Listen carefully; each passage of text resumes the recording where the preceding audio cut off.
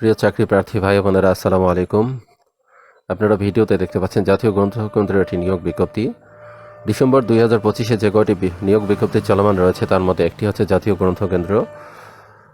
এখানে দেখতে পাচ্ছেন যে জাতীয় গ্রন্থকেন্দ্র সংস্কৃত বিষয়ক মন্ত্রণালয়ের আওতাধীন জাতীয় গ্রন্থকেন্দ্রের শূন্য পদসমূহে অস্থায়ী ভিত্তিতে সরাসরি জনবল নিয়োগের লক্ষ্যে নিম্নোক্ত ছকে প্রদর্শিত পদের পার্শ্ব কলামে বর্ণিত শর্তে বাংলাদেশি নাগরিকদের নিকট হতে অনলাইনে আহ্বান করা যাচ্ছে।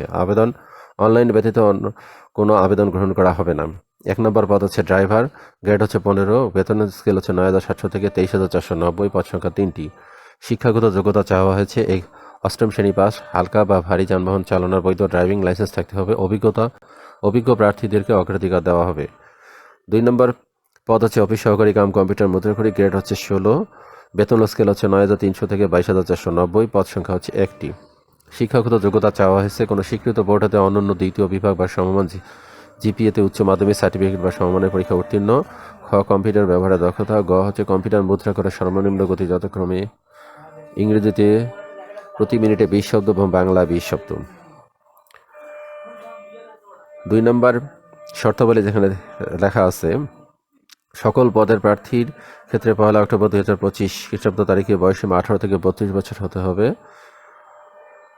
এই নিয়োগ বিজ্ঞপ্তিতে বর্ণিত ছকের 2 ক্রমিকের শূন্য পদ পূরণের ক্ষেত্রে জনপ্রশাসন মন্ত্রণালয় 24 সেপ্টেম্বর 2019 তারিখে মন্ত্রণালয় বা বিভাগে সংযুক্ত অধিদপ্তর, পরিদপ্তর এবং দপ্তরের কমন পদ নিয়োগ বিধিমালা 2019 বিজ্ঞপ্তিতে বর্ণিত ছকের 1 নং ক্রমিকের শূন্য পদ পূরণের ক্ষেত্রে gazette and non gazette staff government transport direction recruitment rules 1984 অনুসরণ করা হবে।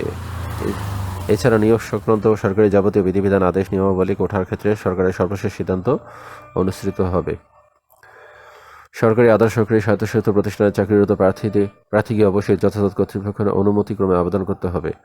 চাকরিরত প্রার্থীদের সকল শর্ত পূরণ সাপেক্ষে আবেদন ফর্ম পূরণের সময় ডিপার্টমেন্টাল ক্যান্ডিডেটের ঘরে টিক চিহ্ন দিতে হবে, অন্যথায় এক্ষেত্রে এই শর্ত প্রযোজ্য নয়। আচ্ছা, চাকরি আবেদন ফর্মের সকল শিক্ষাগত যোগ্যতা উল্লেখ করতে হবে, অন্যথায় চাকরির জন্য নির্বাচিত হলে চাকরির আবেদন উল্লেখিত সনদ ব্যতীত চাকরির আবেদনের পূর্বে অর্জিত অন্যান্য শিক্ষাগত যোগ্যতা সনদপত্র অন্তর্ভুক্ত করার কোনো সুযোগ থাকবে না। সকল পদের জন্য লিখিত, ব্যবহারিক, মৌখিক পরীক্ষা গ্রহণ করা হবে। লিখিত পরীক্ষা উত্তীর্ণ প্রার্থীদের ব্যবহারিক এবং ব্যবহারিক পরীক্ষা উত্তীর্ণ প্রার্থীরাই কেবল মৌখিক পরীক্ষার জন্য বিবেচিত হবেন। মৌখিক পরীক্ষার সময় পরিচয়পত্র, সংশ্লিষ্ট শিক্ষাগত যোগ্যতা, অভিজ্ঞতা যদি থাকে, নাগরিকত্ব, চারিত্রিক সকল প্রকার প্রশিক্ষণের সনদ যদি থাকে, পূরণগত অ্যাপ্লিকেন্টস কপি, প্রবেশপত্রের মূল কপি সহ সত্যায়িত এক সেট ফটোকপি দাখিল করতে হবে। এছাড়া সদ্য তোলা 2 কপি পাসপোর্ট সাইজের রঙিন ছবি দাখিল করতে হবে।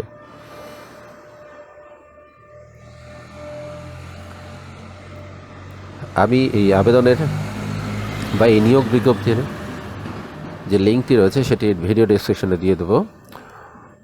সেখানে আপনারা নিয়োগ বিজ্ঞপ্তিটাও পেয়ে যাবেন এবং আবেদনের লিঙ্কও পেয়ে যাবেন।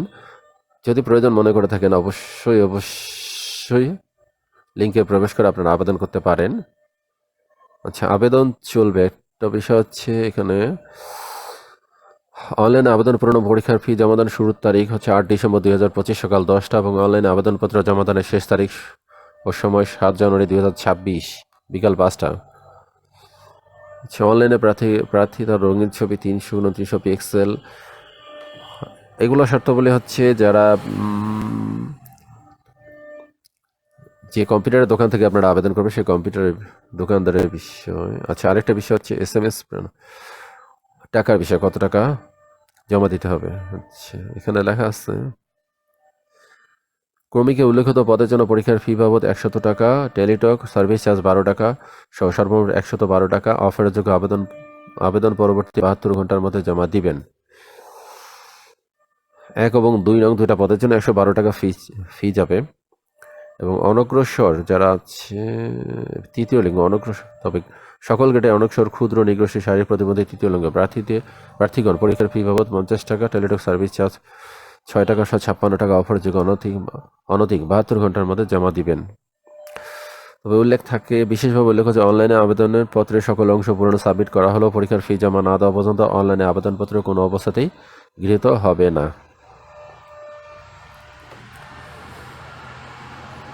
প্রিয় প্রার্থী ভাই বোনেরা, আমার এই ভিডিওটি যদি আপনাদের ভালো লেগে থাকে অবশ্যই আমার চ্যানেলটি সাবস্ক্রাইব করে দেবেন এবং কমেন্টসে অবশ্যই কিছু না কিছু লিখে জানাবেন। যাতে আমি উৎসাহ পাই আরও নতুন কিছু ভিডিও নিয়ে, নতুন কিছু সার্কুলার নিয়ে বা নতুন কিছু নিয়োগ বিজ্ঞপ্তি নিয়ে আপনাদের মাঝে আসতে। আজকে এই পর্যন্ত। আসসালামু আলাইকুম রহমতুল্লাহ। আর যদি কিছু জানার থাকে অবশ্যই কমেন্টসে লিখে জানাবেন, আমি যথাসাধ্য চেষ্টা করব উত্তর দেওয়ার জন্য।